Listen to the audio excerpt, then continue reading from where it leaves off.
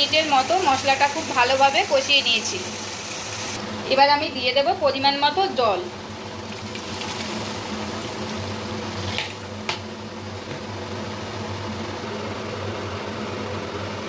এবার দিয়ে দেবো দুটো তেজপাতা। 2 থেকে 3 মিনিটের মতো জাল দেওয়ার পরে দেখো জলটা কত সুন্দরভাবে ফুটে উঠেছে। এবার দিয়ে দেবো যে মাছগুলো ভেজে রেখেছিলাম সেই মাছগুলো।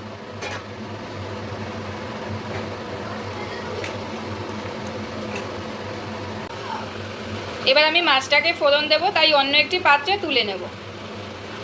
ফোড়ন দেওয়ার জন্য কড়াইতে দিয়ে দেবো সামান্য পরিমাণ একটু সাদা তেল। তেলটা যখন গরম হয়ে যাবে তখন দিয়ে দেবো গোটা জিরে,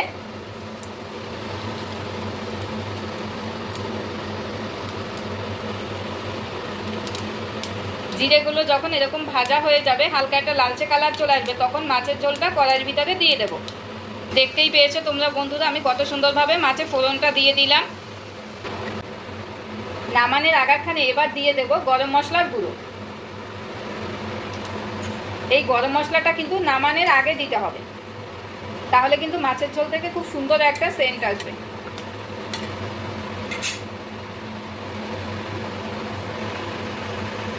মাছের ঝোলটা কিন্তু আমার পুরো তৈরি হয়ে গেছে। এবার অন্য একটি পাত্রে তুলে নেব।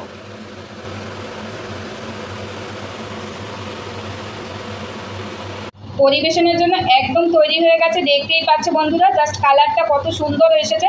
আমি কিন্তু অতিরিক্ত মশলা ব্যবহার না করে ঘরে থাকা সামান্য কিছু উপকরণ দিয়ে এই বেলে মাছের পাতলা ঝোলের রেসিপিটা খুবই কম সময়ের মধ্যে এবং সহজ পদ্ধতিতে তৈরি করে দেখালাম। আমি যে পদ্ধতিতে তোমাদের তৈরি করে দেখালাম, তোমরা কিন্তু বাড়িতে অবশ্যই এই পদ্ধতিটা ট্রাই করবে। আর আশা করছি রেসিপিটা তোমাদের সবার ভালো লেগেছে। আর ভালো লেগে থাকলে কিন্তু অবশ্যই কমেন্টে জানাবে। যদি ইউটিউব থেকে দেখো তাহলে চ্যানেলটিকে সাবস্ক্রাইব করে দেবে, আর যদি ফেসবুক থেকে দেখো তাহলে পেজটিকে লাইক করে দেবে, অন্যকে দেখার সুযোগ করে দেবে। আজকের মতো টাটা। আগামী দিন নতুন একটা রেসিপি নিয়ে তোমাদের সামনে আসবো। ততক্ষণ সবাই ভালো থাকো, সুস্থ থাকো।